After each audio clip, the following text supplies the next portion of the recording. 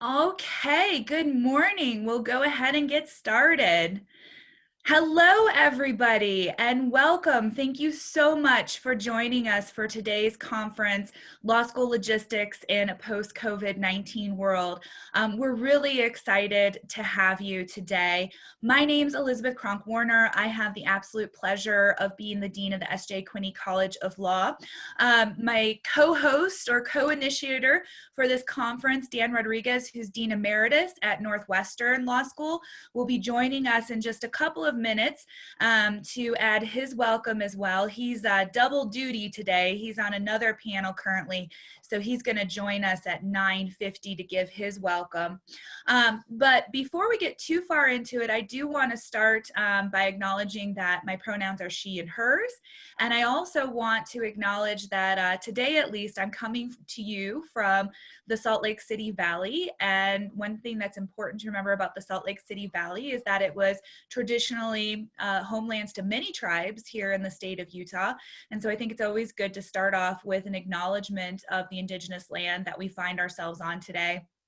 And this, the Salt Lake Valley was oftentimes used by tribes as a meeting place. So it seems really appropriate to me that, at least for today's purposes, we should be meeting with at least the IT people here in Salt Lake Valley to really have this meeting today. That seems quite appropriate. I also want to start off by thanking Rosario Lozada, who, if you joined us early, did an amazing mindfulness session to kind of kick off the conference, which was just a great way for us to start today, and a good reminder in these challenging times to just breathe and to take a moment to center ourselves every day. So a big thank you to Rosario and Florida International University for all of her expertise that she shared with us today. I'm very excited for today's conference. At last count, as of yesterday, 650 people had registered for today's conference. So I'm really excited that this will be a wonderful opportunity for us to learn from each other. We're all facing the same challenges, but how we are approaching those challenges and overcoming those challenges is differing. And so I think that there's a lot that we can learn from each other. I've had the privilege of sitting on a lot of Zoom calls as we plan the various panels that you'll hear today. And I have just been so impressed with the creativity and the breadth of knowledge that our panelists have. And so I'm really hopeful that you're going to learn a lot. And we've been very careful to try to include representatives and panelists from all over the country and from all different types of law schools, recognizing that we each have challenges, again, with an eye towards hoping that you're going to hear something today that's going to be helpful to you as you deal with these challenges. I've been so thankful for the generosity and cooperative spirit that's really been shown by law school administrators, faculty, and staff, again, as we've all worked through these challenges of COVID-19.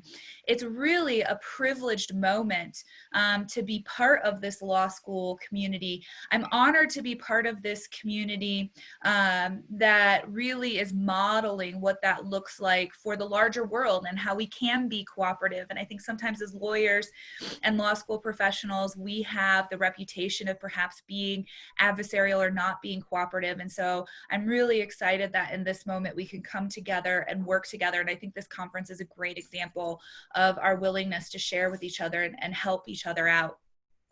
Also, I want to remind you to please check the WAHOVA app if you've registered for this conference, which hopefully you have, since you all have this link. Then you should have received via email a link to the WAHOVA app as well. That information was sent through email. There's a lot of reasons you should check out that app if you haven't done so already. So the first is several law schools have shared some documents that may be helpful to you as you work on your logistics. And so I encourage you to check out that app, as that is where those documents are being posted. Also, it's a great way for you to network. One of the disadvantages of the virtual system is that we don't have the opportunity to talk to each other in the hallways or to say hi to each other in person. And so that app is a wonderful way for all conference attendees to network. Also, there you'll find information on the panels that we're going to have today, and the various discussion areas for each panels. So I hope you'll find that we have a wide array of topics that I think will interest administrators, faculty, and staff as we all work through the challenges of COVID-19. And so hopefully our purpose with today's conference is that you really find value in that opportunity to collaborate, and that opportunity to hear ideas from our colleagues at different institutions, and just to talk to each other. I think Rosie started us off a great way when she talked about breathing and taking a moment. And I do think that although we certainly have really challenging times that we are dealing with now, we can take comfort in the fact that we are all dealing with these challenges. And so there is some comfort in knowing that we are not alone and that we can hopefully overcome these challenges together. If you will indulge me, there are some thank yous that I would like to give before we start today's conference. The first is I really want to take some time to thank the S.J. Quinney College of Law staff who have worked so incredibly hard to pull this conference together, both in terms of what you'll see here today, in terms of the back of the house, and in terms of a lot of planning, meeting with panelists, getting the word out. And so I'm just so incredibly thankful for all of the work that they've done to make this happen. So first, I want to thank Kevin Carrillo. He's our Director of Development, and he sat on many meetings and conference calls to make this happen. He also supervises our communications and our events team, so he's had a really important role in today's conference. Next, I'd like to acknowledge and thank our IT team, who, as you can imagine, whenever you try to do a virtual conference, is going to have a very large role in that conference. So first, our Director of IT is Mark Beekusen, and you're going to hear from him on a panel a little bit later, and I think you'll really enjoy him. But before I continue on with my thank yous, I see that my co-host, Dean Emeritus Dan Rodriguez, has joined us, and so I'm going to turn it over to Dan for a couple of words of welcome. Dan. Thank you. Sorry to just drop in from the sky, but and I hope you can hear me. I want to first thank Dean Warner and her incredible team, unsung heroes. I hope they'll be sung heroes by the time the day's out, who have put together what promises to be just a remarkable conference, and very much look forward to it. I don't have any true pearls of wisdom. I know there will be more than pearls, big boulders of wisdom throughout the day. I just want to make a couple comments for whatever they're worth, in the hopes of framing what I know will be a happily far-flung discussion about a number of important issues. One is as a comment. This is about contingency planning, and this is, I know in this respect I'm preaching to the choir. There's an extraordinary amount of work that all of you are doing. I mean, everyone on this gathering, from deans to administrators, faculty, who are working. I can't even think of the hyperbole that describes the burning the midnight oil to work on behalf of our students as we move toward the fall semester. So I'm hesitant to ever suggest here's another issue to put onto your collective plates. But I'll be so bold as to say two things about that. One is the importance and the imperative, as I know you agree, to contingency planning, which is to say to consider and develop various alternatives. It is important for all of us, certainly present company included, to have an enormous amount of humility as we think of planning and implementation of various plans. There's so much we don't know about the epidemiology and the progress of this virus. I'm sure some of you know more than others in that respect, but I think we can all share in common that we're in an incredibly uncertain world. We also, quite frankly, and I know we'll talk about this today have uncertainty about human behavior. And not to be mysterious about it, I mean the behavior and the choices that our students will make, including our prospective students, our faculty and our staff will make. And despite some confidence that we might have at any given moment or any given day, we truly don't know what August, September, and October will bring in terms of those profoundly difficult choices. And so contingency planning with respect to that is critical. So I just want to, both by way of encouragement more than exhortation, put in a plug for thinking about the pivots, the flexibility, the contingencies that are really important. And the other which is sort of on a similar theme I want to mention is the importance of long-term planning. Now, if we were in person, you'd be throwing brickbats at me now, and appropriately so, because you'd be, look, we're trying to figure out next year, and we're trying to figure out the fall. What do you mean long-term planning? But I think we all know that returning back to normal is truly a shibboleth in the environment that we're in. We're going to return, God willing, to a semblance of normality, but it'll be, to use the tired phrase, a new normal. And we will be thinking about ways of improving legal education and even changing legal education for years to come. So along the road to figuring things out about the fall and the next academic year, which of course is mission one, I hope all of us, wherever we are in the law school ecosystem, will also be thinking about what this means for our long-term ventures, what it means to think about, I won't describe the range of issues that we'll talk about, but the range of issues that law schools deal with.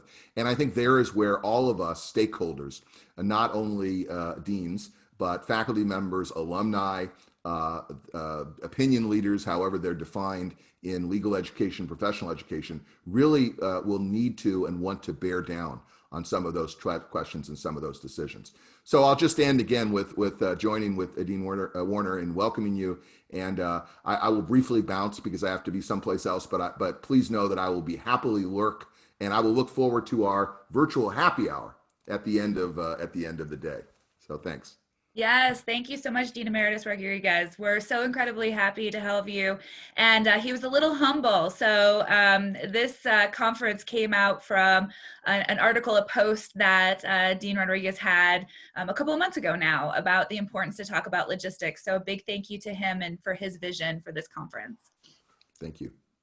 I just want to finish my thank yous for the S.J. Quinney College of Law staff who, again, have worked so hard.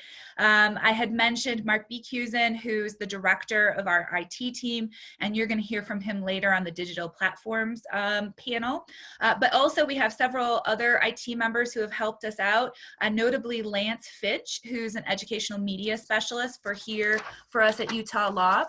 Also, our communications team has done an amazing job in helping to get the word out and in organizing this conference. The director of the communications team is Melinda Rogers. Our social media coordinator is Shelby Jarman, and our international internal communications coordinator is Janelle White. Also, as you might imagine, our event staff has really just done an amazing job in pulling together this conference. And on every panel, you're not going to see them because they are currently have their video cameras off and their microphones off. But on every panel, there's going to be a member of our IT team and a member of our events team. And so I'm really just so thankful for everything that they've done for this conference and for all the work that they're going to do to make the conference come off so well today. So the members of that staff are Crystal Bagley, who's a special events coordinator, Spencer Cope, who's also a special events coordinator and currently on this panel, although he is muted and blocked. Suzanne Faddis is events support. Marion Lovin, who does events and alumni relations and is our programs manager.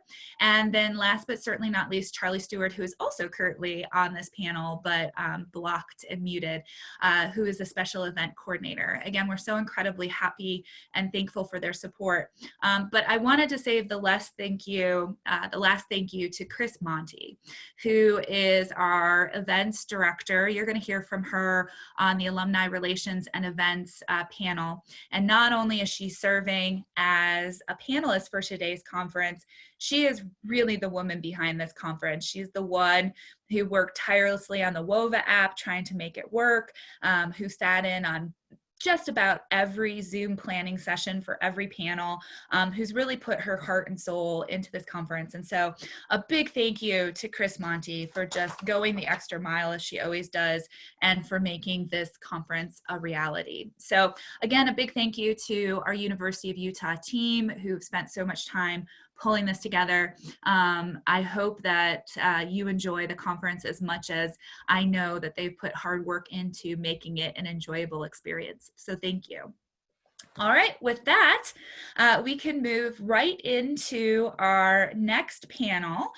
So if our panelists will unmute themselves and put themselves back on video, we can have them join us. Welcome. Thank you. That's so amazing. It's such a great transition. I love it.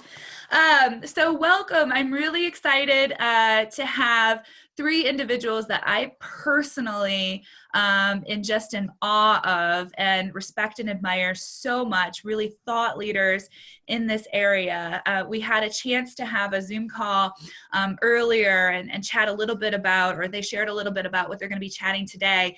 And myself and those of us at Utah Law were so impressed that we told everybody at Utah Law that they had to come listen to this panel. So I can assure you that it's going to be a wonderful panel. So joining me here today are three deans who are at three different law schools across the country and are, of course, dealing with the same challenges that we're all dealing with, but approaching it in a little bit of a different way. And so I think that there's a lot that we can learn from our panelists. The format for today's panel, we have 90 minutes. And so we're going to spend roughly an hour answering questions. They've decided that in lieu of having the traditional each person talks for 20 minutes, they're instead going to have more of an interactive panel where they're going to respond to some questions that we've agreed to ahead of time. That should take us roughly an hour. And then after we've done that, we want to make sure that we leave at least a half hour for your questions. So if you see the Q&A button at the bottom of your screen, you can use the Q&A button to ask questions. And please feel free to type in those questions now as we start the conference. And you'll also see that there's a like button, so you can like up if somebody asked the question that you were thinking about, and make sure that we get an answer to it before the end of today's panel. So again, I'm very, very pleased to have these three amazing deans join us. So first is Craig Boyes. Craig is a dean at Syracuse Law School and just an amazing thought leader in this space. You know that they have new programming happening at Syracuse, and also I just always enjoy his presentations. If you saw him at CaliCon, he's an engaging speaker, so I'm glad that he's able to join us today. Next, we have Austin Parrish, who's the dean at the University of Indiana Maurer School of Law. I had the privilege of learning from Austin as a baby dean, and he's always been very good to me, and I've always certainly learned a lot from him. As you may have heard, the University of Utah has a really interesting, or no, excuse me, the University of Indiana has a really interesting format and unique format, I think, in a block structure that they've adopted. And so I'm really glad that Austin's here to talk to us about what they're doing at the University of Indiana and in terms of their block structure, and then also some other great things that they're working through at the Maurer School of Law.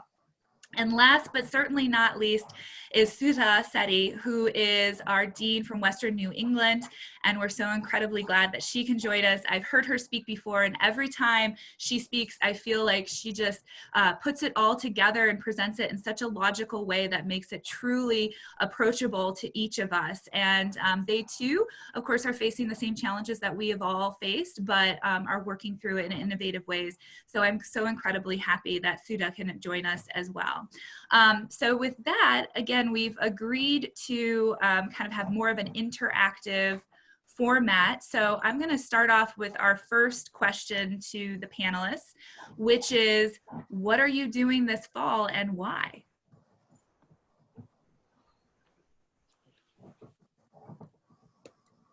Well, I guess I'll jump in and lead off here. What we're trying to do this fall is figure out how to solve one of the single largest logistical challenges I've ever had to tackle. And fortunately, we've got a great team at SU. We've been meeting regularly, and our team has been working tirelessly all summer to try and absorb new information as it comes in and work that into our overall plan. What we're doing is we're doing at Syracuse University in-person instruction. Why we're doing that is because that's the position the university took very early on about classes for this fall. I might have made a different decision, but that decision is above my pay grade. So what we're doing is trying to follow that lead and present in-person instruction that makes the most of what is really a pretty awful situation that we're dealing with.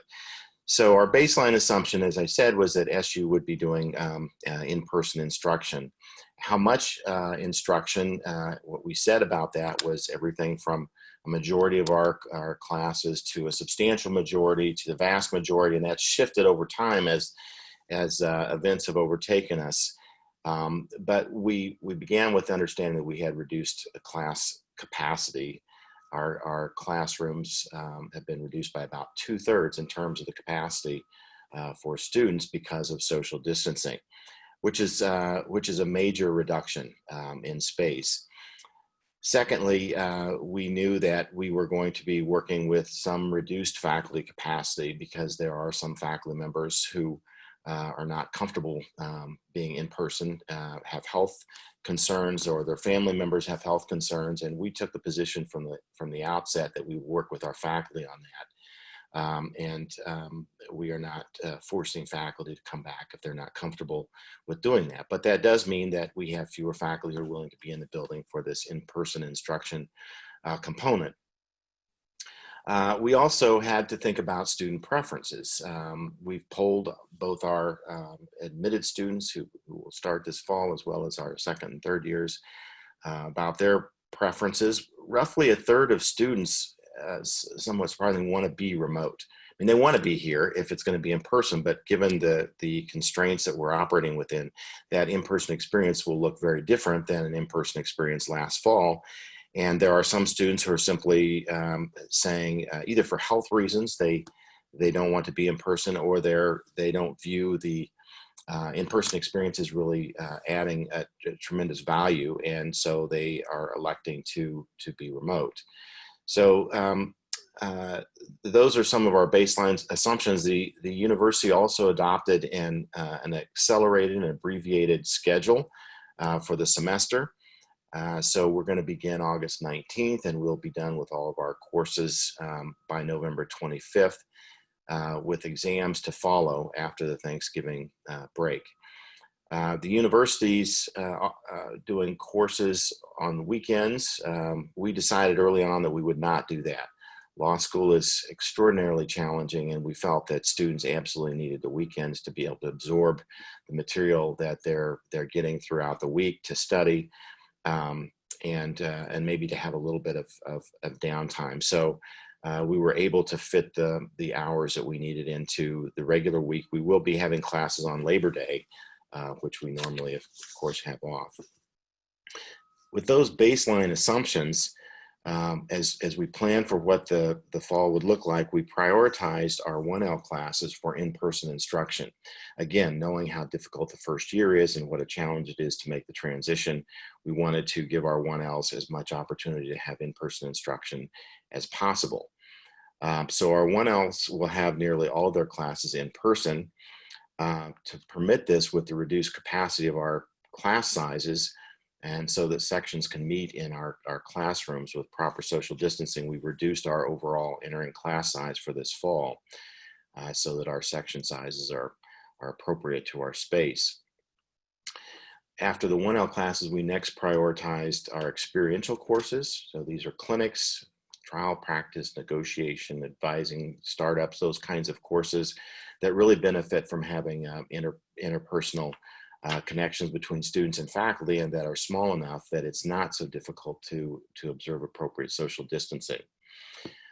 We then prioritized our upper level required courses and what we call our structured curriculum courses, or BAR courses, for in-person instruction. So having done all that, factored in student and faculty preferences, at the end of the day, about half of all of our fall courses will be offered on an in-person basis. Again, all 1Ls will have most of their instruction in person. 85% of our 2Ls and about 80% of 3Ls will have at least one in-person class. And we also know that for all of our in-person classes, we have to make those available via distance access as well, because there will be students who become ill during the course of the semester for other reasons, are not able to be in person. And so that presents its own logistical challenges, principally for the participants who are zooming into the class and need to be able to hear what's going on. So we've had to augment sound systems, and for each of those classes that are in person, we'll be hiring a student classroom assistant to help the professor navigate the Zoom room that will be going on at the same time as the in-person instruction in the class. So making a lot of adjustments, and there's a lot more I could say, but I'll stop there and save the rest for when we get into the Q&A time. Thank you. Austin, you want to go next? We'll go alphabetical order on this first question.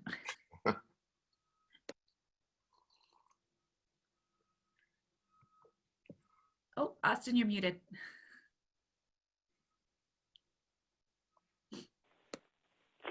Can you hear me now? Okay, we'll see if this works. I'm going through two different systems here. Well, thanks, Elizabeth. Thanks for having me join, and congratulations on putting together a fabulous conference. I just wanted to echo what you said. I was really impressed with all the staff assistants going forward, and so I appreciate that.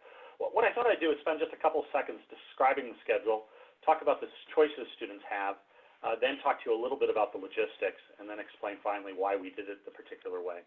So as you mentioned, for 1L students, and we're doing it a little different from upper division students, we're engaged in a block system. And that's 3 blocks that will be in 4 weeks. And those 3 blocks in the fall semester correlate through our 3 main doctrinal courses that they take: torts, contracts, or civil procedure, and then contracts. We'll complete by Thanksgiving. We'll then come back in January, where they'll take property entirely online in a 4-week block in an intensive mode. And then in February, they'll return to the remainder courses for the remaining 11 weeks of the spring semester. Alongside those 3 block classes that are intensive, so when they're taking torts for the first month of September, they're only taking torts. They'll have a 1-unit legal profession course that will be entirely online. And then have a small group legal research and writing course that will work throughout the semester. Okay, so let me break down. That's the broad block system, these 3 blocks each 4 weeks. At the end of each block is an exam period. So what are the choices? Students have really 2 choices to make initially. They can either be fully online or they can be in person. So in our torts, we have 3 in-person sections. Those are all under 45 students, so we can put them in a large classroom that normally seats between 220 and 240 people. Or they can be on a fully online section. And we expect to have that section fairly full too, for people for travel, visa, or other restrictions, health and safety, are not comfortable coming in person. The in-person classes, if they choose that, will meet both in the morning and in the afternoon to prevent people sitting in one area for a long period of time. Everybody will be required to wear masks. There will be at least 6-foot distances with assigned seating within the large classroom. Mics are being used so that the in-person classes will both be recorded and live streamed at the same time. There is testing and contract tracing that is going on from the university, and so the assigned seating is designed to allow contract tracing should we find somebody infected. The online sessions are meeting in the mornings at 10 a.m. in order to accommodate people that may be on the West Coast, and also to include people that are international, so that people in Asia could take it 12 hours ahead and do it in the late evening. In addition to that part of the block, we're also assigning all 1Ls social distanced areas in the library, and they're staggered, so there'll be 2 people to a station, but they won't be at the station at the same time. They'll be sort of switched with whatever classes they're taking. That way that when they're outside of class, if they are not able to return home, they've got a secure place with Wi-Fi in a very large room, big ceilings, social distance with cleaning supplies to be able to give them a safe place to study between classes. So let me describe the logistics a little bit. Students can choose whether they want to be in person or online, and they can switch during blocks or between blocks, not during the block. And so, for an example, a student that is unable to get to campus at the start in August for torts might start online and then switch into the next section in civil procedure to be in person. That's designed to accommodate people with travel restrictions. Somebody may start off in person, but then for personal reasons, maybe a family member becomes sick or they incur elder care, child care responsibilities they weren't expecting, they can move to an online block in the second section. The purpose there is so that people, based on their comfort levels and the changing nature of the virus, can make decisions that work well for them. The other part we're doing is that we're having exams that will occur immediately after the block is finished. So torts will have a final exam at the start of October. 4 weeks later, they'll have another exam with civil procedure, and then 4 weeks later, they'll have their final exam with contracts. And we thought that was important to avoid having all final exams all at the end of the semester in order to reduce risk. So if a student, for example, gets sick in the first block and they're not able to take the exam on time, they'll still be able to maintain their track or stay on track, because we'll be able to have them make up that class before the end of the final semester. If a student stays sick, they will stay in the same course, which is why we're live streaming the in-person sections and why we're also having it recording. And so if somebody becomes sick during, let's say, the torts class, they're not going to switch to the online section. They'll remain on the in-person section, keeping with the professor, but they'll be able to see the lectures recorded. The idea of spacing the exams out through the semester and having the block system is designed for a number of reasons. So why don't I get into the last part of why we chose to do it. So first, we thought it was important to do as much choice as possible. Students can choose based on their comfort level, whether they want to be in person or online. If a student doesn't agree to the health and safety requirements, for some reason they don't want to wear a mask, that's fine, but then they're not welcome on campus and they should be doing the online version. If the student is comfortable with the social and safety requirements, then they should, and they're comfortable coming in person, then they can come in person. And they can change between these blocks as needed based on their own comfort level and what's happening at home. That's the same, as I said, for students with visa or travel restrictions. We wanted to make it so they could have an in-person experience rather than being locked in right at the start of the semester, should the travel and other restrictions change as the semester progresses. Second, we wanted greater flexibility. We think there's a possibility we may have to retreat mid-semester. All of our faculty are planning for an online contingency, and this allows us to break it up so that we could retreat more easily. It also means that if we have a faculty member get sick, it's a little easier for us to cover for a number of reasons. I'll explain that in a second. We also think it's great to have, or better to have, greater faculty contact with one faculty member in an intensive period during this time. It allows us to monitor students in a better way, because instead of having different faculty assign different readings, when the one person, they know exactly what they're doing, they're almost working entirely on that one class, which means the faculty member will be able to gauge anxiety levels, stress levels, where the things are happening, and be able to sort of tailor it better. And we think that ability to monitor for anxiety, mental health, and tailor readings is going to be important in this particular semester. We think it reduces risks. So if, again, as I said, if a student gets sick, they won't wipe out their entire final exams. Rather, they'll be spread out over the 3 different blocks. And for some faculty who have child care and elder care responsibilities, they like the block approach because it means that they need to have coverage for basically 4 weeks rather than the 13 or 14-week semester. And so it's been well embraced by our faculty. I should also say that we used to do this in a summer start program, a pre-law program, and so many faculty have already taught their courses in a 4-week block. We did this for about a decade, and so many faculty are already sort of familiar with how this works and like this approach. Lastly, it allows us to follow CDC guidelines. We will complete all in-person classes before Thanksgiving. We will not return until February in person, and that means that we're following the CDC recommendations of staying away during the confluence of the flu season and the virus. For upper division classes, we're a mixture like many other people. We're doing some in person, many online, some hybrid, depending on the size of the classes and the styles of classes. Lastly, let me just say, what I've been really grateful about this, you see a lot of talk among blogs about how law faculty can't get together and make change. And I think often that's because there's big contestation about what the change is that would be positive or not positive, and lots of questions about what the best way of going about. Here, there wasn't. There was a lot of agreement. We moved incredibly quickly. I have a fabulous executive associate dean, an incoming and outgoing one, 2 associate deans who worked incredibly hard to put this together. Within about 3 weeks, we put it through our educational policy committee. We brought it to the full faculty, and it passed unanimously. And I think the reason why I did that is faculty saw the benefits of having this additional flexibility for students at a difficult time. I should also say, and something that Dan had said earlier on, this may not be for everybody, right? So this is, everybody's in different situations here. We're fortunate at Indiana University that we have both testing and contact tracing. We're created a relationship with IU Health, which is the largest healthcare provider in the state, and that gives us a little flexibility to do some things that other universities might not be in a position to do. And so I also should say a lot of these decisions are not being made by me, but rather being made by the governor or the president. And so we're really operating within the parameters and confines that are given to us. We think this is one way to be able to manage the risk, and we hope that it might be useful for others. But we also recognize that people are doing their best under very difficult circumstances, and I just commend a lot of schools. What I'm hearing is, frankly, a lot of deep thinking and innovation at a very difficult time, and makes me proud to be part of the Academy to see people pulling together like this. Anyway, why don't I end on that, but hopefully that gives you a sense of what we're doing in the fall and a little bit in the spring, and we'll see how it goes. We're a little worried about what's happening with the spiking and the testing availability, and it could well be that we have to retreat, but we've been planning for that, recognizing in part from the block system that we might have to retreat at any point, and this is designed to allow us to be able to do that and get ready for that contingency. So again, thanks so much for including me, Elizabeth, and I'll quiet it up now and turn over to Sue. Dean Sethi.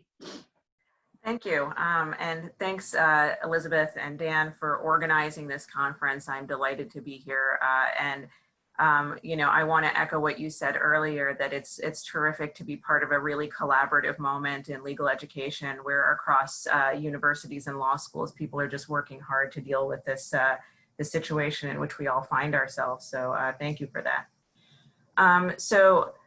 I will try to limit myself so I'm not saying exactly what some of my colleagues have, but I want to talk a little bit about the why and how of how Western New England has made its decisions. Since March, right, since mid-March when we had this kind of move to remote education, we've had a team of terrific folks at the law school who have been working together. And this is administrators, faculty, and students who've been working as a kind of tireless working group to deal with all aspects of the planning, first for the spring semester and then turning ourselves to the fall. And so many of us also serve on the university-wide committees that parallel what's going on at the law school so that we can kind of be as efficient as possible in this kind of very uncertain moment that we're all in. And our work is divided into a few categories. The first is kind of facilities and personal protective equipment. The second is technology and training for faculty, staff, and students. And then the third is kind of this curriculum scheduling and student support piece, including how to manage and maximize the potential of experiential opportunities for the fall. So what we're actually doing is, again, like my colleagues, very much guided by the university's preferences for face-to-face learning, but also trying to take into account as much as possible the very different preferences that we have found law students might have compared to an undergraduate population and how to navigate that conversation with the university. And also thinking about, what the potential is out there. And in particular, with our experiential learning, thinking about the fact that yes, some clinics will be able to operate in person in the way that they normally would, but this is also a really terrific opportunity for our students to start learning about what the world of remote representation is going to look like and distance representation. Because I think like many of us, we feel that this is not something that is going to completely fade away when the pandemic abates, but is something that is going to be part of legal practice as an ongoing matter. So learning how to engage in trial methods in a remote trial setting, or learning how to do representation, particularly for at-risk populations where there's technology and other things, are actually remote capabilities that we are hoping to build into our curriculum for the long term. So all of that being said, we are still trying to do mostly face-to-face learning. Like every other law school that can do it, smaller enrollment classes in larger rooms to allow for social distancing. We have, our first year day curriculum, because we have a day and evening program, and the day curriculum needs to be divided up into kind of subsections based on the fact that we just don't have the room capacity to hold everyone at one time. Like at Syracuse, we will be doing something where people are rotating through the classrooms, where they're in class half the time and online half the time for their classes, with student assistants in the classrooms to help people and to not only help with the technology piece, but also to hold smaller group sessions with students to kind of make sure that there's additional kind of feedback mechanisms and mentoring mechanisms in place for these students as they're trying to acclimate to law school. For our upper level curriculum, we have, again, mostly face-to-face classes, but a few hybrid classes and a bunch of online opportunities. When we did student polling, we found that, maybe about 60 to 65% of our students were very eager to come back and have as much face-to-face learning as possible, with the remainder, and a particularly vocal remainder, really wanting to have as many online opportunities as possible. So of course, this is a moment where law schools are being asked to be all things to all people, and also plan for 6 or 7 different contingencies as that comes up. So our solution is basically to say, here's a menu of online elective offerings, which includes a mix of kind of the traditional classes that 2Ls would want to take, don't have to take this year, but would want to take, plus some smaller section electives. And hopefully allowing students to select a menu, a set of courses from among those options that will help them at least for this semester and maybe for the spring as well, depending on where we find ourselves. We've also kind of been thinking hard about moving all of our programming online and not really kind of banking on the idea that we can have public events at the law school in the fall that would be sizable, except for perhaps a few orientation events that might be held outside with a socially distanced gathering. And we've been trying to work hard with our event staff and with kind of faculty to just, the folks who are not part of this working group and therefore are not living it every day that we all are in terms of managing logistics, to help them envision what the classrooms are going to look like, what the social spaces of the law school are going to look like, and working with them to try to feel comfortable by the time the school year starts. And we are also, we're at a moment where our university, as of yesterday, moved away from its presumptive work from home policy to suggest that staff should start staggering back into the office on a limited basis. And, I've been thinking at the law school about what this means in terms of not only this time that's left in the summer, but for the fall as well. Like, what kinds of expectations are we setting for student access to services in person versus needing to set up Zoom meetings? And so we're thinking about how to train and orient our students and our staff in terms of not being able to say, no, I'm not having an in-person meeting with you. This is going to be the protocol going forward in the fall, because we're keenly aware of how important those kind of co-curricular pieces are and the student support pieces are, and wanting to make sure that they're there, that we're managing student expectations well, that even those who have this very strong preference for face-to-face learning need to understand how different this particular fall semester is going to look, so that we can manage, keeping them happy and engaged, and being attuned to their wellness as people, in addition to getting them in the best possible place in order to learn what we want them to learn. So a lot of balancing going on there. I do want to just finish on this note of navigating the university relationship, and I think and others may feel the same way. Like, in some instances, we are completely on the same page of what our larger university wants to do in terms of planning and how to manage for the fall, which has been great. But obviously, the most challenging situations are when The law school wants to do something quite different, and it's something that's requiring, you know, autonomy in a way that might make certain people at the university uncomfortable. And, you know, I think I've had to emphasize time and again that the law student population is much more skittish than their undergraduate counterparts seem to be. There's much less of an appetite for, you know, they're not worried so much about whether they get to, you know, have the kind of dorm activities that the undergraduates seem to be, you know, concerned about. And we've had to amass a lot of data. And this is kind of polling that our Student Bar Association has done. And it's you know, been very helpful to have students as part of our working group to this end. And also that we have run as the administration to try to explain to the university what we need to do differently and why. And so that's been an ongoing conversation, sometimes successful, not sometimes less so, but it is something important for us to be thinking about. And I just think, again, emphasizing the need for contingency planning with our own faculty and staff and students to make sure that their expectations are well met for the fall is an ongoing project that we're working on as well. Wonderful. Lots of great ideas for the fall. So let's get into a little bit more detail. And Dean Parrish, this time we can start with you. The next question is, how should schools and faculty be thinking about how to use their time over the next month in light of the uncertainty and infection spikes in some states? Well, thanks. I think first and foremost, all schools need to be prepared to retreat quickly. And so I think faculty, even those that are planning to be in person, need to be thinking about how they would teach their courses online. And I think schools need to be thinking about how to provide resources for faculty to be able to do that. Students are going to be expecting a high, for those that are teaching online and remotely, students are going to be expecting a high quality course. It's not like the spring where it was an emergency situation. We've had more time to prepare, which means I think it's really important to be testing technology. We're doing things, I say we, my executive associate dean, my associate deans, my entire staff, they're on a daily basis testing microphones, testing different styles of masks that meet the requirements, making sure that students in the back of the room are going to be able to hear, that the people online are going to be able to hear. So that's two, I think, is making sure that the technology and the online course is going to be high quality.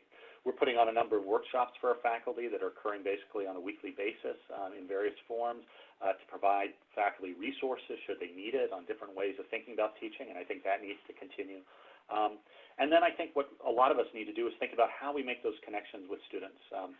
We need to put a lot more emphasis on outside activities. Those are the one things that everybody seems to agree are the least risk, socially distanced with masks, but outside. How do we have faculty meet with research assistants, upper division students in small groups? We have a peer group advisor program where groups of 7 to 9 students are paired with an upper division student.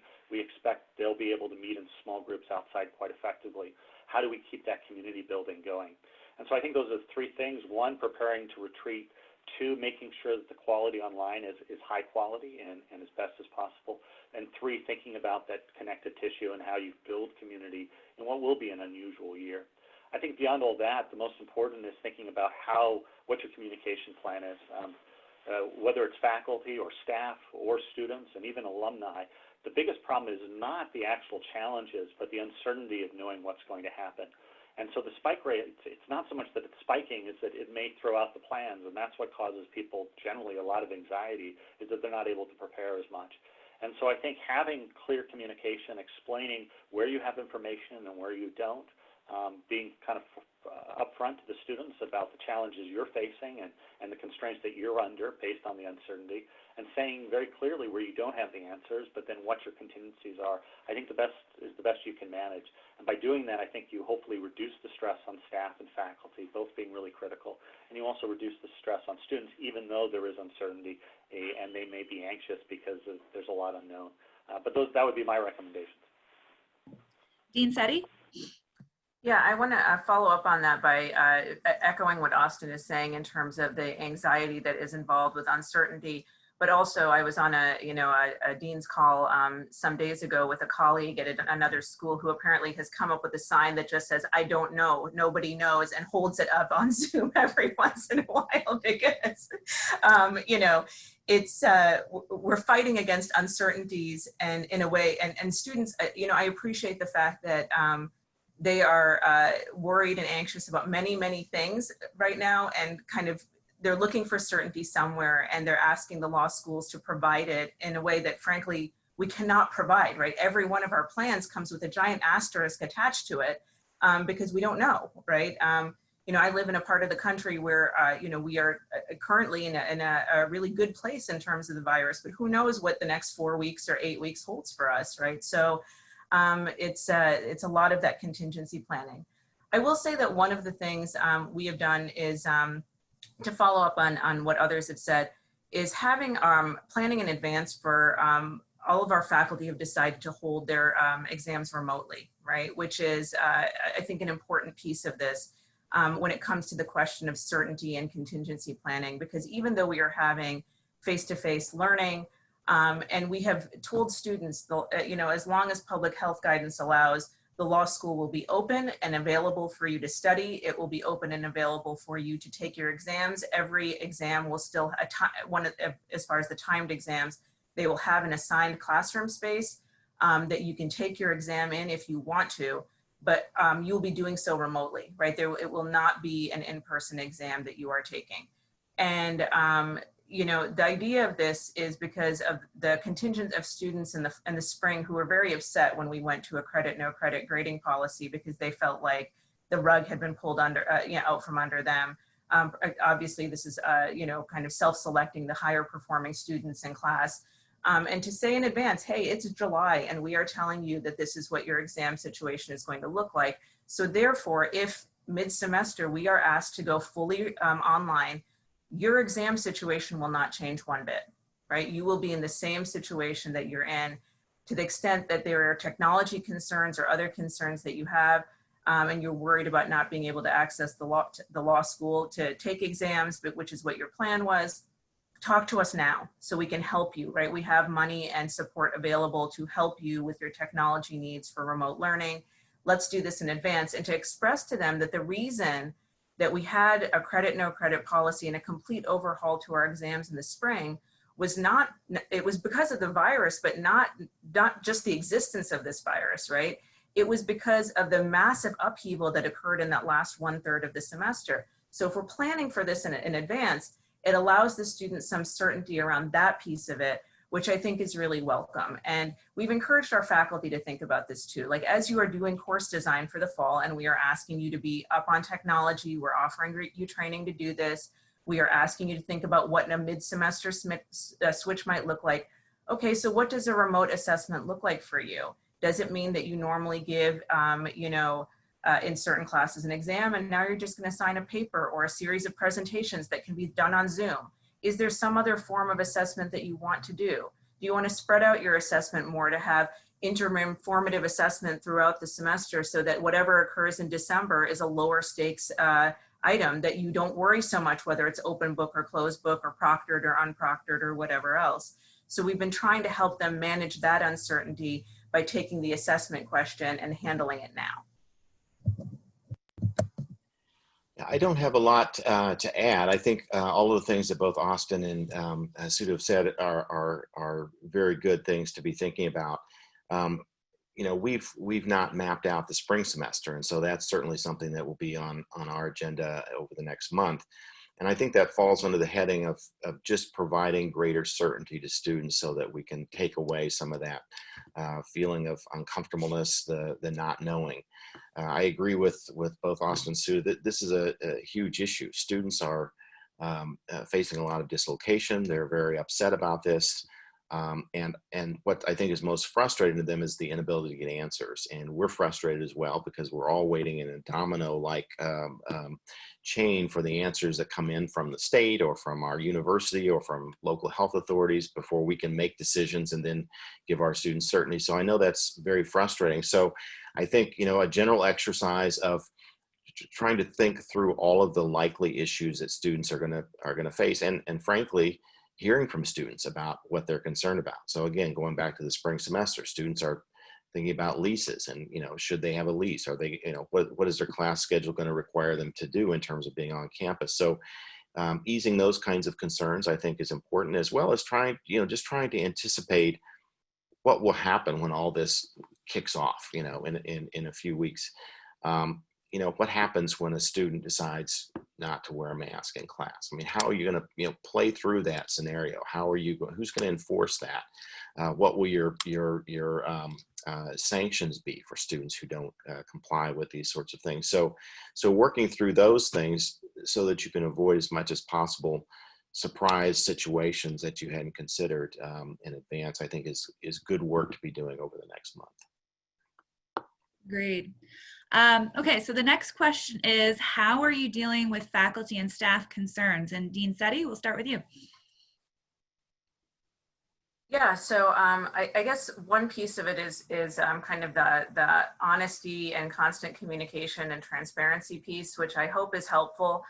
So we've been having kind of more frequent faculty meetings and staff meetings than we normally would in order to kind of manage people's concerns. I've been also trying to reach out to faculty individually and to staff members in some cases where I know that there's a personal situation that they're dealing with to try to help them navigate that.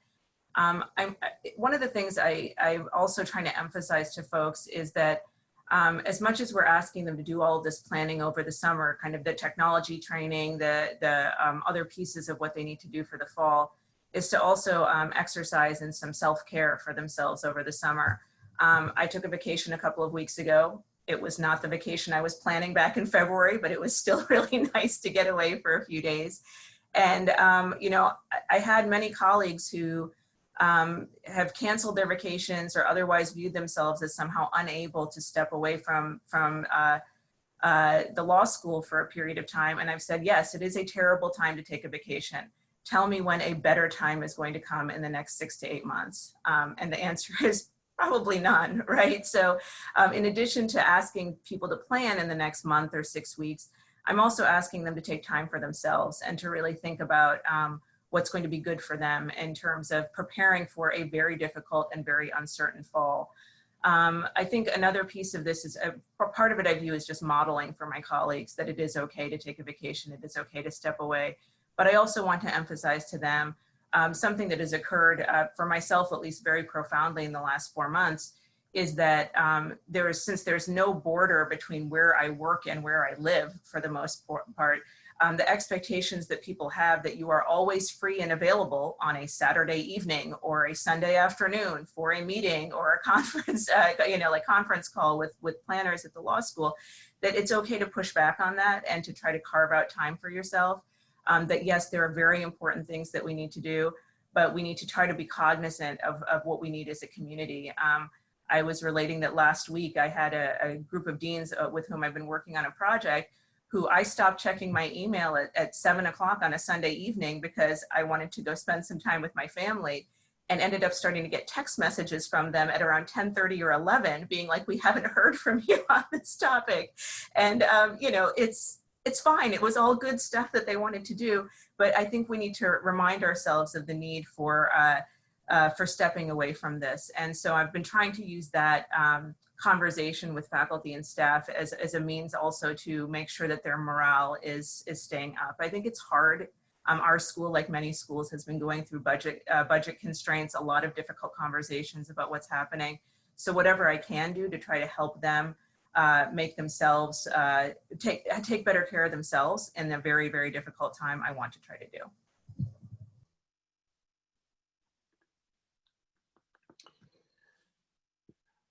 Dean Boyce? Yeah, so I think that what's really key is communication. Again, because a lot of the student and faculty concerns arise from questions about how things are going to work, what's going to happen.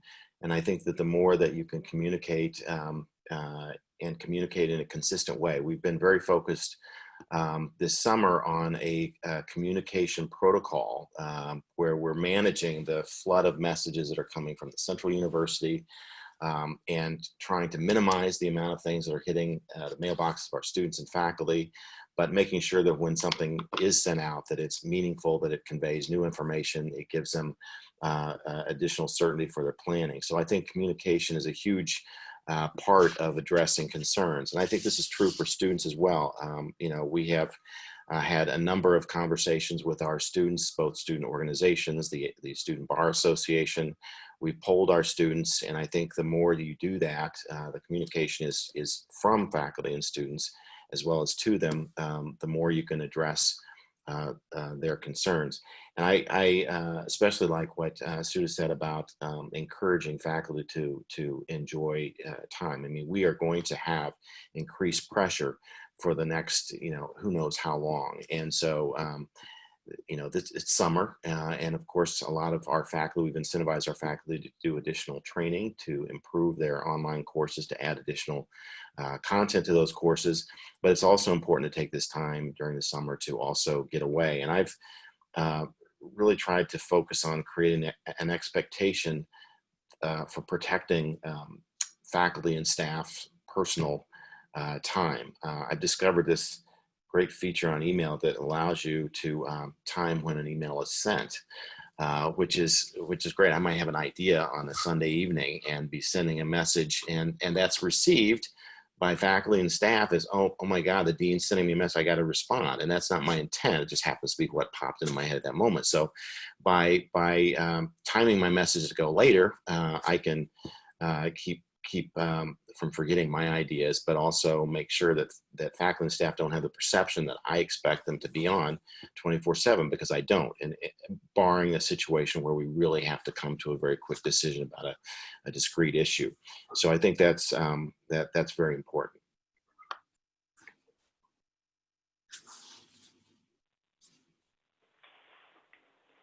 So maybe I can just add in a couple of things here to sort of tie it off, and maybe answer a couple of the Q&A questions that may be related. So just very quickly, at IU, we are the only school on campus that I'm aware of that's using a block system. The university set parameters. Our block system fits within their parameters.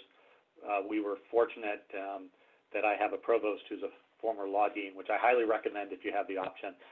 She's also a federal courts and federalism scholar, and so understands the idea of localized decisions being made locally. And so I'm very fortunate to have Lauren Robel leading provost of the university. There was also a question about what you do with faculty who limited faculty resources for in-person. Early on, we met with all faculty individually. I say we, again, the associate deans met individually with each faculty member. And we try to accommodate preferences separate from the formal ADA process. And we found that there was a split among our faculty, some who very much were comfortable coming in person and some that were not.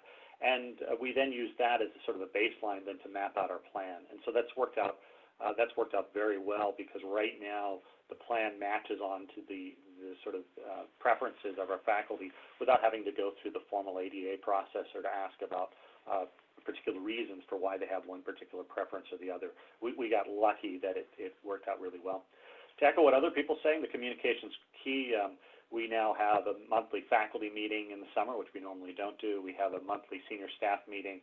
Or a monthly all-staff meeting, a staff meeting, and we have an all-school town hall, and then we have incoming student town halls. And so I think that's good. To add on to what Craig and Sudha said, I think also you want to think of ways to praise staff and faculty that are doing extraordinary work and make sure that you're doing that. Some people really are working incredibly hard. I certainly agree with that idea that you've got to make sure people take vacation and recharge. On the other hand, I have to say we are dealing with extremes, I think. And so there's some people where I'm like, no, you've got to spend a little more time of your summer getting prepared for teaching, and this is not the usual business as usual. And if we think of our three missions, normally we're putting more time into the research. This summer we're putting a little more time into the teaching bucket, which is important. On the other hand, there's other people that are very concerned about being burned out, that this is a marathon, not a sprint. We're going to be going on to this for quite some time. And so I think making sure that people are able to recharge is really critical. The last thing that I might say is that staff and faculty are in very different positions with different concerns. One of the things that I'm most worried about the national conversation among faculty is it's very much driven by a tenured faculty member who's got very significant job security. And at least I'm not talking about law schools, but more generally in higher education, there's a general preference there to be online, and that's understandable. But among staff, there's a concern that if we're not in person and that we're not operating, that there may be layoffs and they may lose their jobs. And I'm very much concerned about that person who's at the very low end of my salary structure that does not have the same job security. And so frankly, balancing those sort of concerns and making sure that as a school, within the parameters that are set by the university and the state and others, that you're trying to address those balances, that these are complicated issues, but that people have come at it from very different perspectives with different worries, I think is really important. And so I'll leave it there, but I agree with both what Craig and Sousa said, that communication is key here, managing the way people work so that they're not overwhelmed, and then really thinking about the different concerns and how those manifest. So really important. If I could just say one thing, this was in response to the question about faculty, a question about what if you have only a single faculty member that's willing to be in person. I don't know how to answer that. What I do know is we began from the standpoint that we did not want to be in a position where we were at war with our faculty over trying to force them to come back. And that really does require, I think, a lot of conversations. I think, we have an outstanding vice dean who had many conversations with faculty. I think those conversations can be times to share information to reduce concerns and fear. And so I would say in a school where you have no faculty willing to be in person, either you're in a place perhaps where the infection rates are spiking in a way that's very scary, or perhaps there's not enough information about the steps that are being taken by the school or university to make sure that it's a safe environment for faculty to come back to. So, but at the end of the day, that's a very, very tough question to answer. And if all of your faculty want to be online, then I think, if that were the case, I think I would be looking at being fully online. And Dean Boys, this will go back to you. So our next question is, how are you dealing with student preferences? Just like faculty, we are honoring those preferences. That makes the challenge of planning for the fall even greater because you have so many variables. And when you nail down those preferences, and one of the things that we've done is polled our students. In fact, we've just completed a survey asking them to designate what their plan is for the fall. And one of the challenges was just getting students to realize, okay, we're not asking what would you like to do, but we need you to tell us what you are going to do. And students are very reluctant to make that decision because they don't have all of the inputs, right? And but that's true for all of us. And so conveying to them, yes, we know the information is incomplete.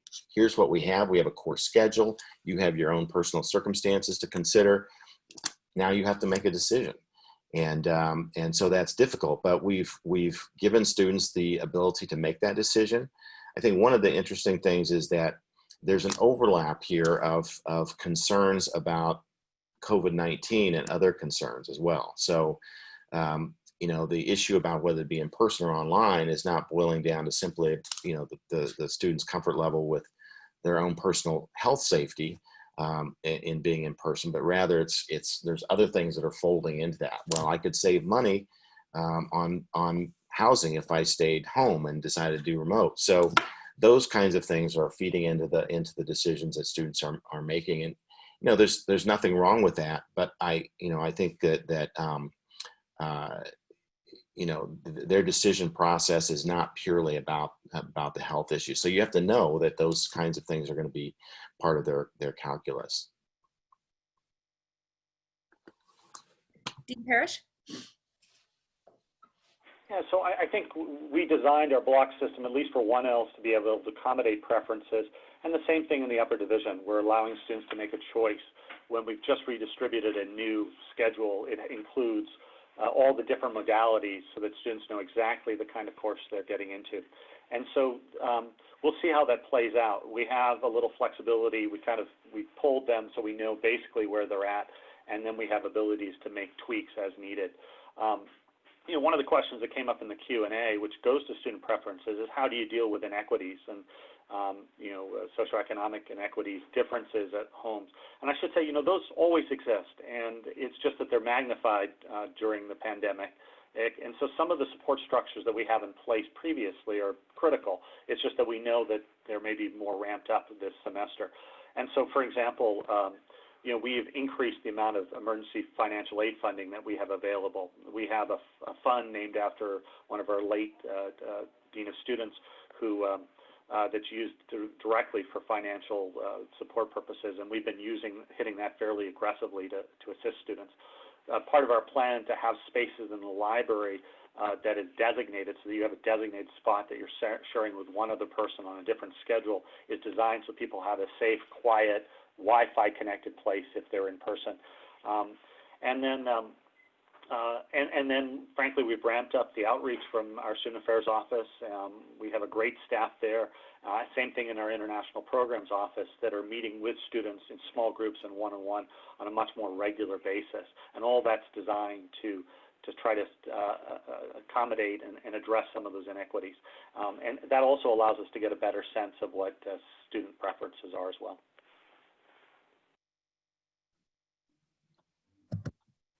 Yeah, I'll just add briefly that, we have also been, as I mentioned earlier, trying to, through surveys and also through kind of town hall type things that we've been having close to on a weekly basis since mid-March, try to get a sense of student preferences. We also, our Dean of Students is terrific in terms of his outreach to student organizations and associations. And so that's been part of our kind of thinking and planning the entire time, right, to try to manage that. I think there are two things I just want to highlight here.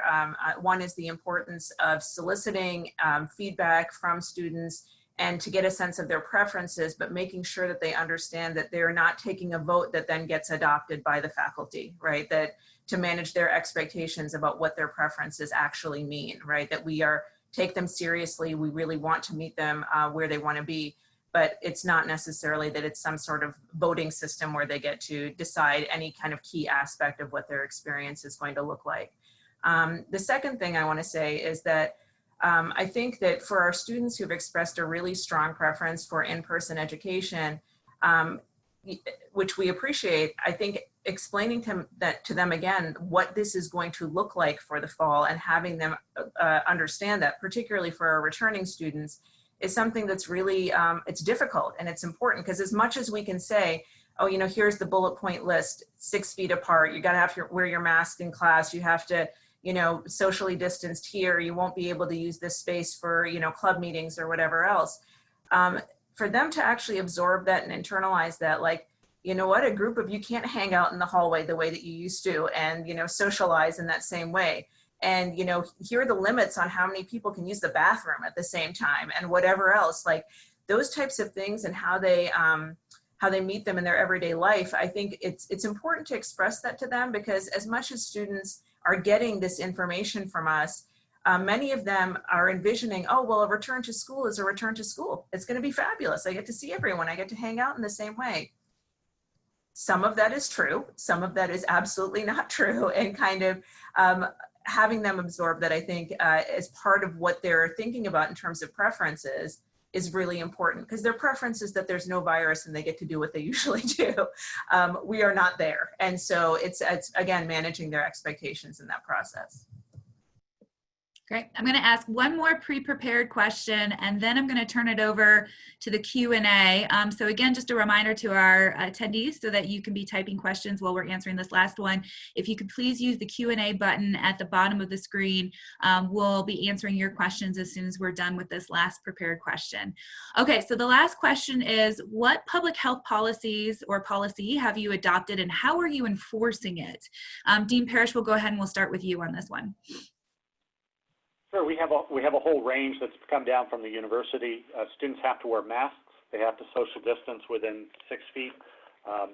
They have to sign an agreement before they return to campus. They have to be tested before they return to campus. They acknowledge that there'll be contact tracing and prevalence testing that may occur throughout the semester. They have to sit in assigned seating during the classes. That information is going out through sort of regular announcements, but also be included in the syllabus. So we really have two ways that we're anticipating enforcing this. One is through a formal honor code program system through the university, misconduct system, which could be used in extreme cases. Most enforcement, we think, will occur through the academic process through classes. Faculty have been given authority through the university system to adopt language. They're not required to, but they could in their syllabus. that language is pretty clear that if a student shows up to a class without a mask, and we'll have masks available, or if they don't socially distance in the class and sit in the spacing, then they can be given immediate warning. If they don't correct it, the faculty member has the authority to reduce a grade by a full letter, so an A to a B, immediately if there's not compliance. And then if they do it a second time, or I guess that would be the third time they do it, then there's a summary suspension policy based on health and safety requirements that will remove the student from the program. And so there's no messing about here. It'll be very clear in all the syllabi. It'll be very clear for those faculty decided they want to adopt that. I think that's giving faculty the most leeway to be able to make their classroom safe. We're also providing the right of any student who feels not comfortable in the class that they can leave without any penalty on attendance.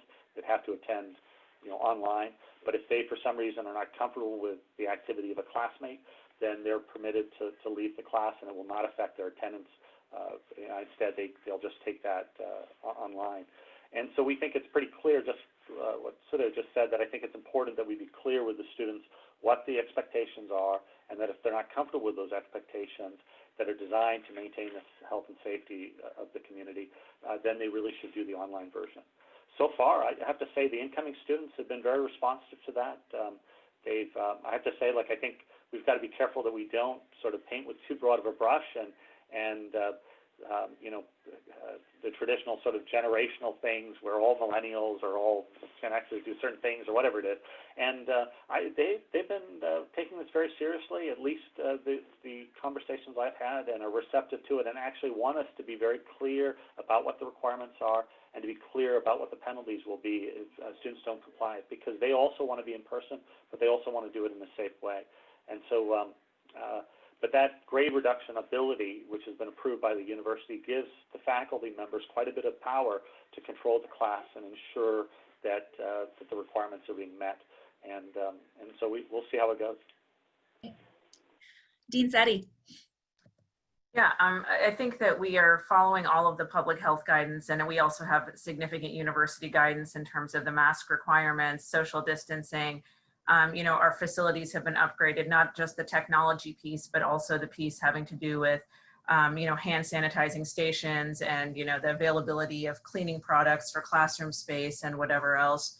And I think that this piece that Austin was speaking to about the enforcement mechanism is one that we're still trying to work through. This is one of our projects for the next few weeks, is trying to figure out how to do that, because it's not only a matter of faculty comfort and discomfort, but clearly students, right? They want to not be in a situation where, their colleague is flouting a mask rule, maybe even doing something like, no, I had to take a drink of water, and then removing their mask and not putting it back on quickly. We've gotten student questions about these types of things. How do you manage that?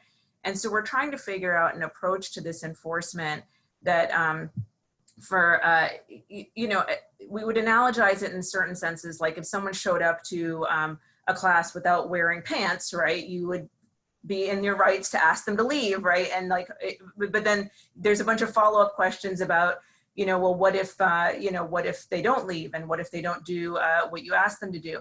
And I'm hoping, and based on our knowing our students, I believe it might be a very small number of people who would fall in this category of kind of being overtly hostile to a mask rule. But, this piece I think is hard, right? Faculty don't want to be punitive. They want to be supportive of the students.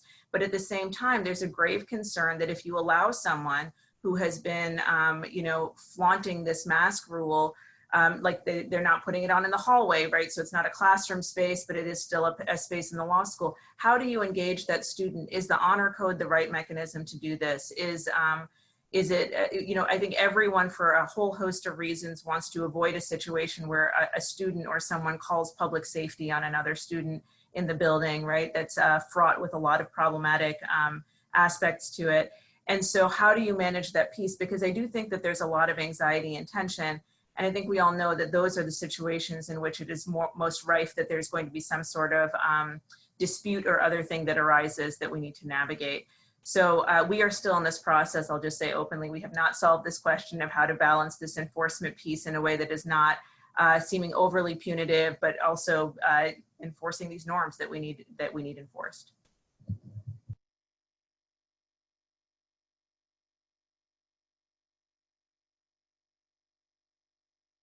we're also still trying to figure out the answer on enforcement. I don't think we can kid ourselves and assume that students are going to comply with a lot of the rules that we put in place. I saw in the Chronicle a day or two ago a survey that was done by a professor in Connecticut of students and their views on whether they were going to comply, whether they expected their classmates to comply, and the overwhelming result was that students expect that there will be students who will have parties off campus. There will be students who, despite restrictions, we have a restriction that students are not to travel away from Syracuse during the abbreviated semester, that students who are an hour or two away will still do that.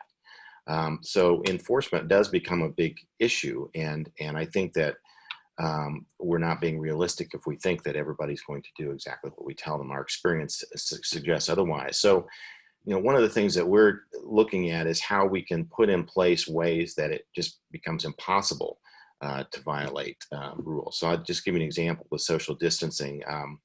We will make available for students various classrooms in our building for study in between classes on a socially distanced basis. But rather than relying on students to appropriately limit the number of students who are studying together, for example, we're simply removing chairs.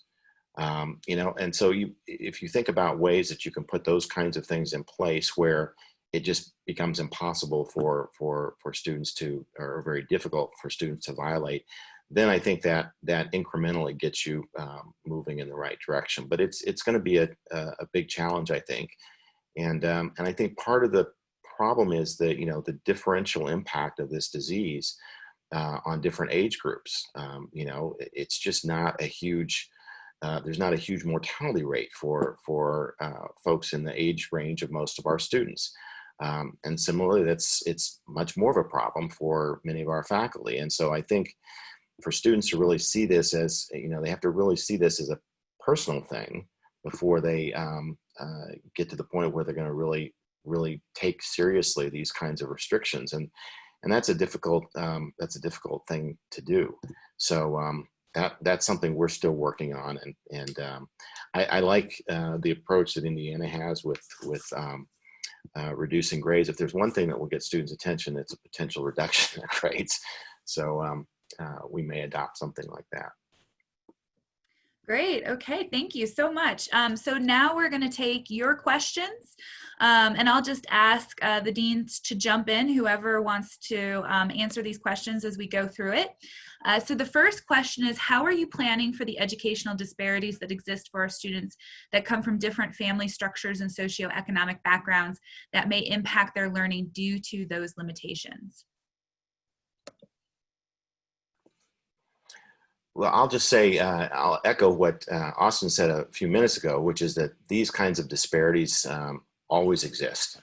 They just have been magnified by the COVID-19 virus. I think, the things that we most often hear about is our concern. When we went to online in the spring, we had a lot of concerns from students who we made people leave campus, and so they went home, and that created problems in terms of Wi-Fi connections, in terms of access to computers or printers or scanners, a variety of issues. Siblings that are family members that the situation didn't allow them to have a quiet place to study and the like. And so one of the things I think that's really important for students to consider is whether or not they want to save the money by staying at home in a place where they're going to have a more difficult time studying, or continue with the plan that they presumably made when they decided to go to law school. This is law school. This is what it's going to cost.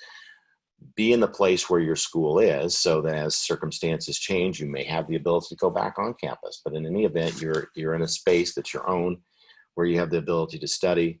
You have a good Wi-Fi connection, and so on. So, I think that some of those disparities are come with trade-offs that students are making about tuition and those kinds of issues. So, but we have created a fund here to help supply for those students who are really having trouble. They don't have a printer, for example, and this is the case for a number of students.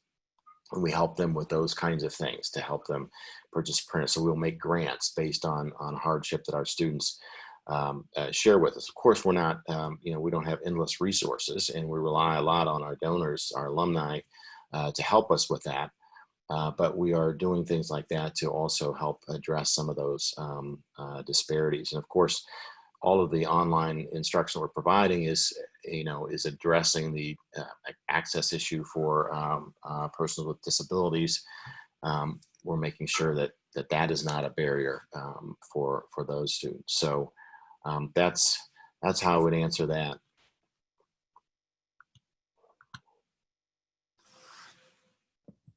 Okay, our next question is exams. Equity for those taking in person versus those taking online. Do we have the honor system only, or are there other ways of monitoring that? So I'll just speak briefly on this. As I said, we're pushing towards all remote assessment for the fall semester, with this idea both of setting expectations at this point and kind of allowing faculty to design courses as such. And I know that this doesn't speak for other institutions that have a different arrangement for the end of the fall semester. But I will say, one of the things we debated strongly was whether to use the one of the proctoring software that allows for, my area of study is surveillance and, national security imperatives. And so I always get kind of creeped out by this stuff. And so when you have software that's called Panopticon and whatever else, I hesitate to adopt that for a lot of reasons. Our faculty actually on those grounds decided that this was going to be something where you're either going to structure an open book exam or whatever else that allows some flexibility and not making the assumption that students are going to adhere to closed book rules, or changing the form of the assessment to have closed in-person midterm or formative assessment earlier in the year to make sure that whatever occurs by the time December rolls around, we are in an okay place to allow for remote assessment that people have confidence in, that you could rely on the honor code and then structure your final assessments appropriately. But I think that many schools are adopting that software that is useful in that regard as well, to try to even the playing field depending on where people are.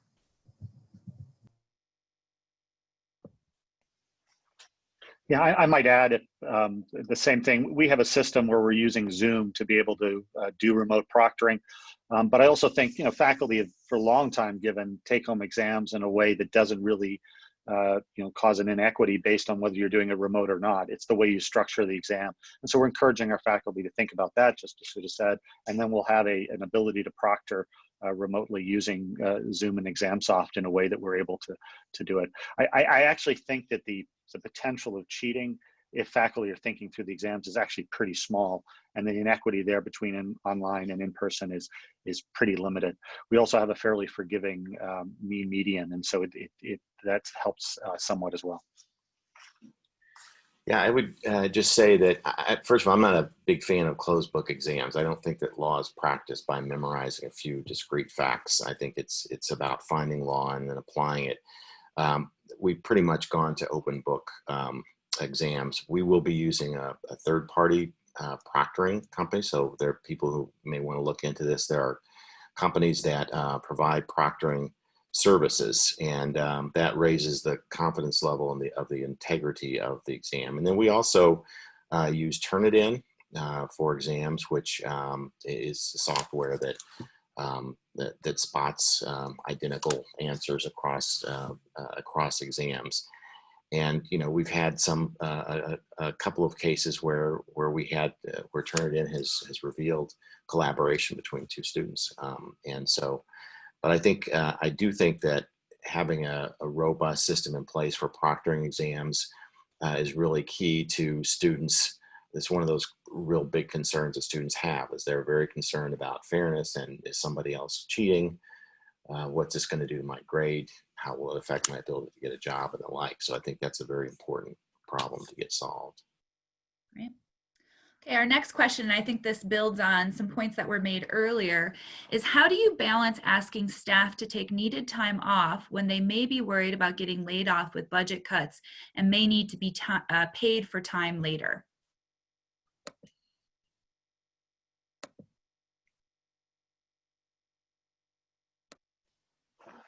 Well, I may jump in here, Elizabeth. I really think there's two different categories. At our university, it's the difference between somebody who's hourly and what we refer to as support versus professional. In most places, exempt versus non-exempt, unionized, non-unionized. And I think you have to think about those categories of staff in very different ways. In the unionized support staff, where you're non-exempt and you're recording time, frankly, the regulations there are so strict that you just need to follow them, and there's not much that you can do there. On the professional exempt side, I think you have a lot more leniency there and a lot more leeway to be able to work out a system that works. And I think, frankly, again, I think a lot of this is being transparent, is where you are in a financial position, where you expect that you're going to need to go, what are the things that may trigger different approaches. And so it may well be that somebody decides, look, I want to save up a little bit of time because I'm worried. But I think if you meet with the person individually, or you have good staff that are then communicating sort of what the limitations are, you can work out whether that makes sense for that individual person or not. At the senior level, it's almost, if you're going to have a layoff, you're going to know that, or if that's a possibility ahead of time. You probably got bigger problems if that's the first person on your sort of layoff list, if you need to go there. And so frankly, with senior staff, you're almost always better to sort of play the long game and say, no, you need to take some time because this works best for everybody, rather than waiting. And I've got to say, many of my staff, at least under the university, has quite a bit of time stocked away. And so for some people, it's more actually making sure that they take the time so that you don't get into problems with them losing time later on. And so I think it has to be dealt with very much on an individual level. I think it's the clear communication, but I do think you've got to make a distinction between unionized, exempt, non-exempt versus exempt, and those that are not unionized. I'll just also add briefly that I really appreciate the flexibility of our entire staff and administrative operations from mid-March onward, and the number of ways they've kind of bent over backwards to do tremendous work, and try to make life for the students in particular as smooth as possible through the tumult. When I was speaking earlier about the need for self-care and taking vacation, for the most part, we have been able to allow the people that, Austin is talking about as the non-exempt, staff, that they have been working the hours that they normally work. And, they've had to do it remotely. We've had to provide tech support for them, and they have been taking vacation, and I've been encouraging them to do that as needed to manage that. The folks that I'm really more concerned about are the senior administrators who have been putting in, 60 plus hours a week for too long, right? That this is not a tenable situation for them, nor is it tenable for me. And so for us to be able to function well kind of moving forward, and bearing in mind the kind of nuts and bolts stuff that Austin just referred to, like don't lose the vacation time, like use it up when you have it still on your books because it's going to expire at whatever time or whatever. Like having those conversations with them, not to forego those plans to take time off because they're worried that, if they're gone for 3 days, they're going to, it's going to be too much email, so why bother? Like having those conversations with them to convince them to engage in self-care, I think is where I've focused most of my energy.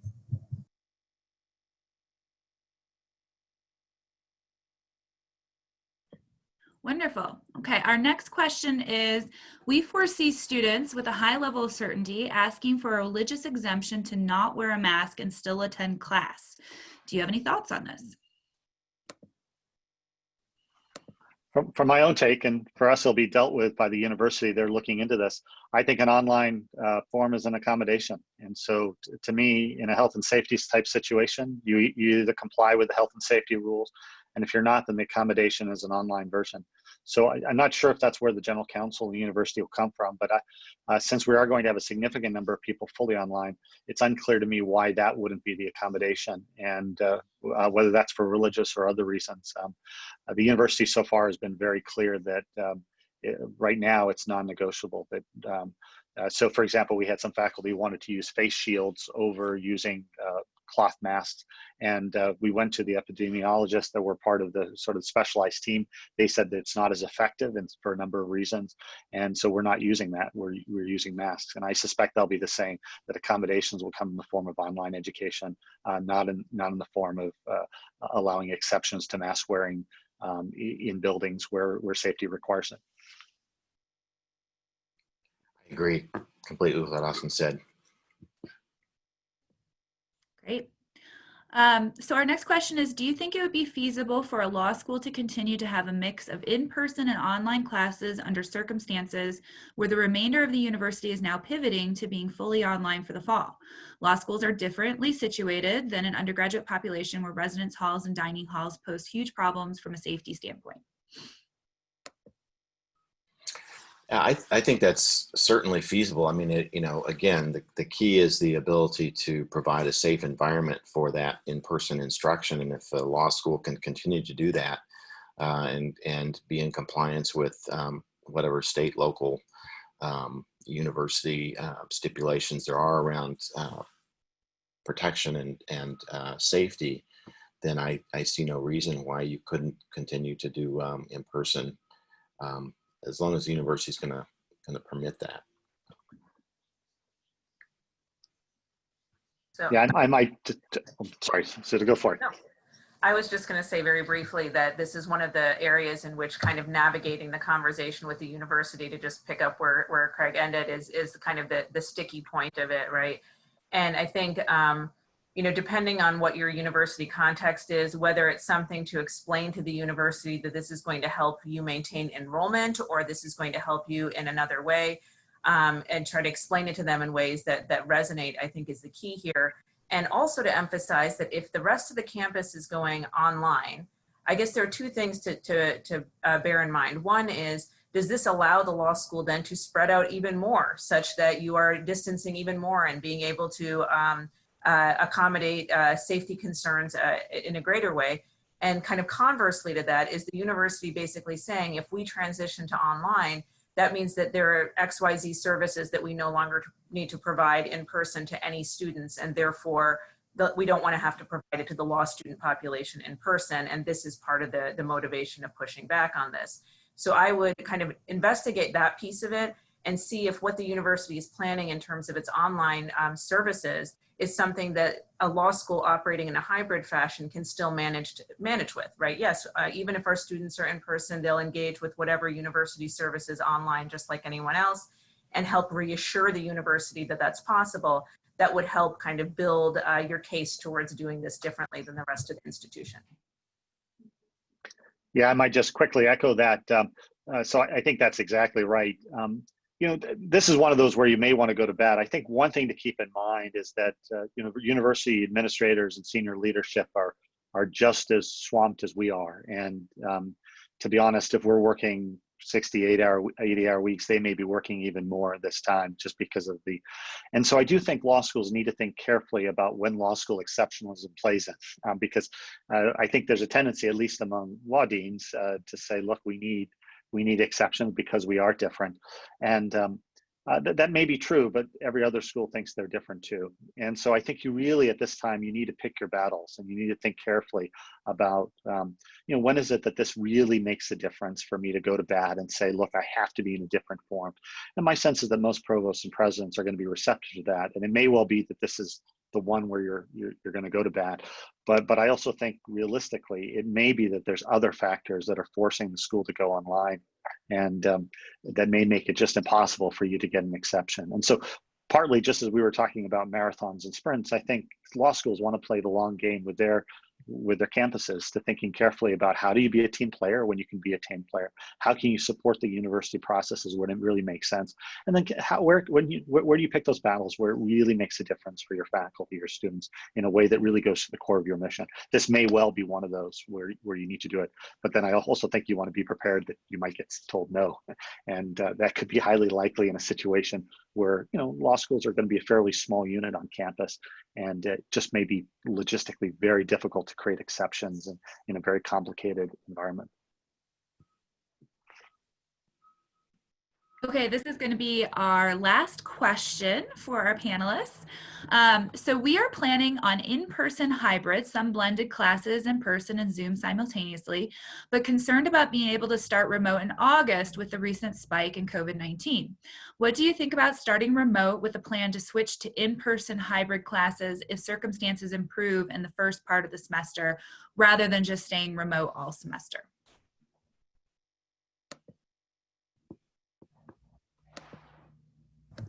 Well, I would just say that, you know, many schools are abbreviating their semester and ending early before Thanksgiving out of a concern that there may be greater risk around COVID-19 as we get into the depths of winter. And so I suspect that things getting better as you move later into the semester is probably not going to happen. So I think you'd have to begin with if you're going to go remote initially, you would have to be very clear that there's no certainty that you could move to online as you get later in the semester. And I think that probably would be in violation of CDC guidelines about the expectations about how this thing will spread. But I don't think that there's anything wrong with having that plan. I don't know if I would lead with, we are going to go back in person. I think I would maybe address that as circumstances unfold. You know, one thing that comes to mind here is, you know, we've been talking a lot about the idea of providing students with certainty, and how that, I think Craig mentioned earlier, people negotiating their housing, people kind of dealing with these other aspects of it.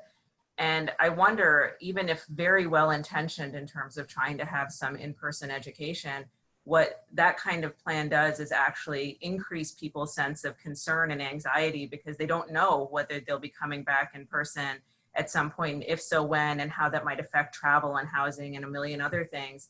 And so I think that it's both logistically challenging and then also from a communication standpoint, very, very difficult to manage in terms of student expectations and faculty expectations. Because I think it's I think it's speaking to the heart of what the faculty and students probably want to do, but I wonder if the obstacles are too much to make it work well in this particular semester. I'll just say that I agree with all that. I do though think that we've got to be careful that I think each school in each location could be in a very different situation. And so, you know, I completely agree. I think it's risky to kind of plan to sort of move on as Craig said, most people are predicting not that it's going to get better as we move into the semester necessarily. So you might, if you're thinking about that, you might consider whether you have one section, if you have multiple sections that is fully online. You know, I think that would then give more choice, right? You might have a faculty member who really wants to be online, and you may have a number of students that are coming from locations or in a location where the spike is pretty bad. And that may enable them to make that choice if it's in a really bad situation. But I would be reluctant going sort of online and expecting that you're then going to be in person. That said, I do think we want to be careful that each location is in a very different situation, as I can tell. And it's a point that I think Dan made at the start of, you know, being humility and of the virus. I also understand that may be the best you can do at the time. And so I think you want to have that discussion among your leaders in the university, among your faculty, to come up with something that you're comfortable with, even though it may not be ideal for a number of other schools. Okay. Well, thank you so much. That's our time. We want to end just a couple minutes early so that we give people time to get to their next panel and make the transition. But please join me again in thanking just our phenomenal panelists. I know I've learned so much just listening to them. They are a tremendous example of leadership, and they truly are thought leaders in our profession. So I really appreciate them taking 90 minutes to share their thoughts with us. So next, starting in 3 minutes, you have your choice of 3 breakout panels. So we have a panel on digital learning platforms, a panel on student wellness, and a panel on non-JD programming. So I hope that you will stay with us and join us for one of the next panels. And again, thank you to our tremendous Dean panelists for this panel on just a great panel. Thank you so much. Thank you. Bye-bye.